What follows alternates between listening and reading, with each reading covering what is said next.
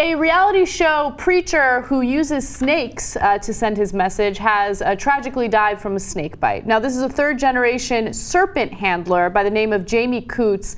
And if you don't recognize him, he did have a reality show on National Geographic. Let's take a quick look so you can get to know him a little better. Coots and his followers believe they are called by God to handle venomous serpents. It comes from a passage straight from the Bible, which they take literally. They pick up serpents, and if they drink any deadly poison, it will not hurt them.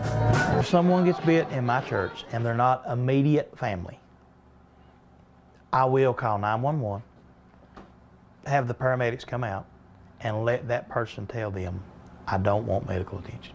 Bitten here. Coots himself has been bitten 9 times. A rattlesnake bit me here. Each time he refused medical attention. Rattlesnake here. The worst time, Coots says, was when a timber rattler bit his middle finger. It was the most pain I guess I've ever felt in my life during the time that it was rotting, and I knew something was going on. I just didn't know what for the first month. That much of the bone was exposed before it broke off. That's crazy. Not so much as a Advil. No. Not so much as a aspirin. No. Why doesn't God want you to take Advil? I get that he keeps you alive according to this crazy guy, as you're about to find out, not necessarily, but why does he want you to be in pain? Why did he let the snakes bite you in the first place? So the last time that he got bitten, he refused any type of medical attention, and as a result, he died. But after he got bitten so many times and survived, I don't blame him for thinking it would be okay. Yeah, no, I get that, right? And he thinks, hey, well, Yahweh, help me with the snakes, etc. And it worked for him 9 times, except for the one time he lost a finger. I would have called it right about there, okay? But he decided to keep going. And this one time, apparently God didn't step up to the plate. Maybe he was busy. He was getting a sandwich or something. And lo and behold, you know what happens when a poisonous snake bites you? You die. You die. And I bet you that his last thoughts were not, God, why have you forsaken me? I bet you he thought, what did I do wrong that I wasn't pure enough for God? That's probably the case. Like, the thing that I worry about is that obviously this sends the wrong message to people that believe in his religion. You should immediately seek medical attention if you get bitten by a snake. You should seek medical attention if you have any type of illness that requires medical attention. You know, oftentimes you hear stories about some of these, you know, wackier religious people. This is not a blanket statement about all religious people, but those who don't believe in medical attention, right? Their child will get sick with cancer and they'll refuse chemotherapy and stuff like that. It's unbelievably unacceptable. That's child abuse. You absolutely need to get help immediately. But this guy actually got arrested back in 2008 because he had 74 snakes in his home. Jesus, man. And you know, he's got his family in that home.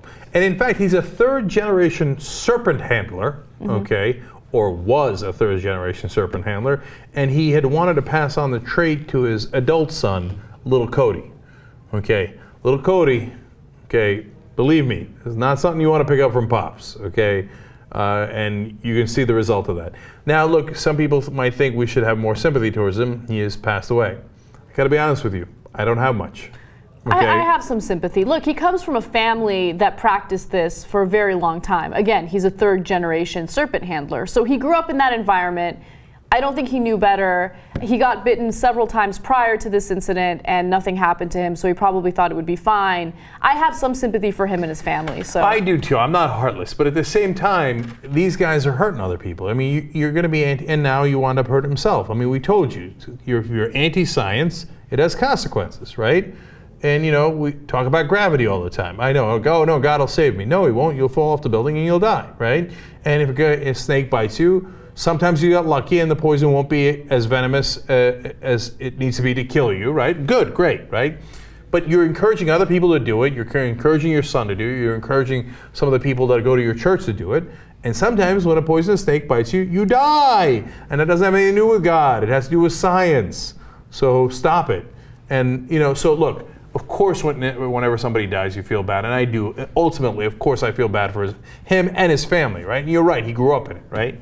But let it at least be a lesson to others so that you don't repeat those mistakes. In a battle of God versus science, I don't know, depending on where you stand, bad news or good news for you. Science is going to win every time.